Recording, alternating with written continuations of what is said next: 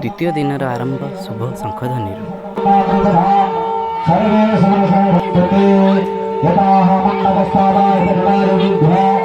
प्रथम दिन कलश यात्रा और समस्त कार्यक्रम पर द्वितीय दिन में आम माँ को प्रथम दर्शन करवा।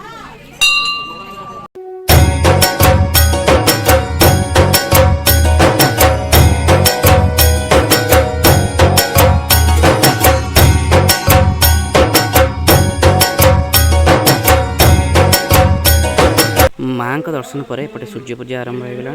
पूजा क्षेत्र चारिपाखे परिक्रमा करने को पड़े।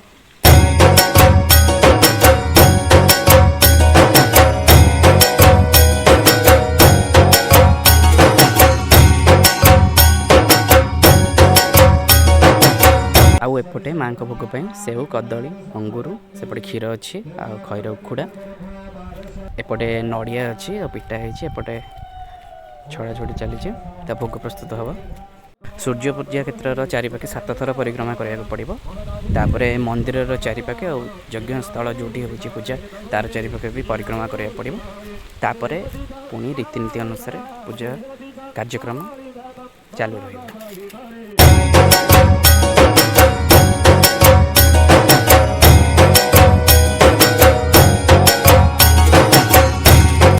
एठरे समस्त भक्त मानक पई खाद्य प्रस्तुत चली। पूजा सरिला परे समस्ते एठी आसिक प्रसाद सेवन करेंगे।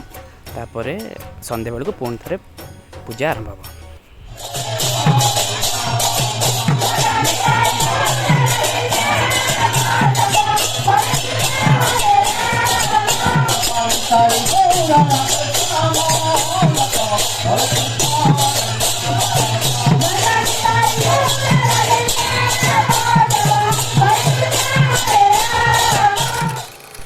एठरे आउ गोटे महिला कीर्तन दल द्वारा माँ भजन समारोह चली। कीर्तन सरिला परे यज्ञ कार्य आरंभ हो और पूर्णाहुति दिहब। माँ को आरती हम।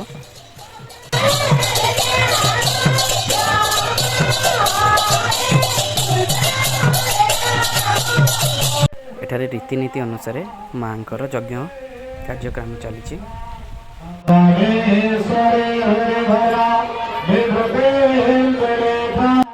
कर्मकर्ता द्वारा पूजा सरिला परे माँ पूर्णाहुति आरंभ हो गला। समस्ते भलरे रुहंतु और समस्त मंगल कामना हो एतिक माँ निकट प्रार्थना। जय माँ मंगला, जय माँ मंगला, जय माँ मंगला।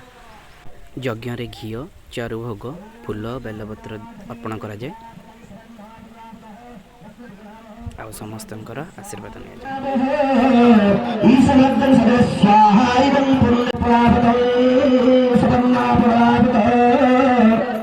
पूर्णाहुति पर माँ आरती आरंभ हो।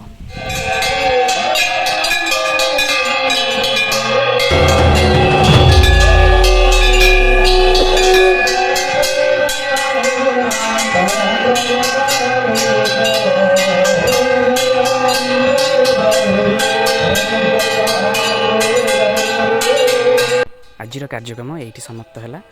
मो वीडियो रे माँ दिव्य दर्शन केमती लगे आप कमेंट माध्यम जनइबे। जय माँ मंगला।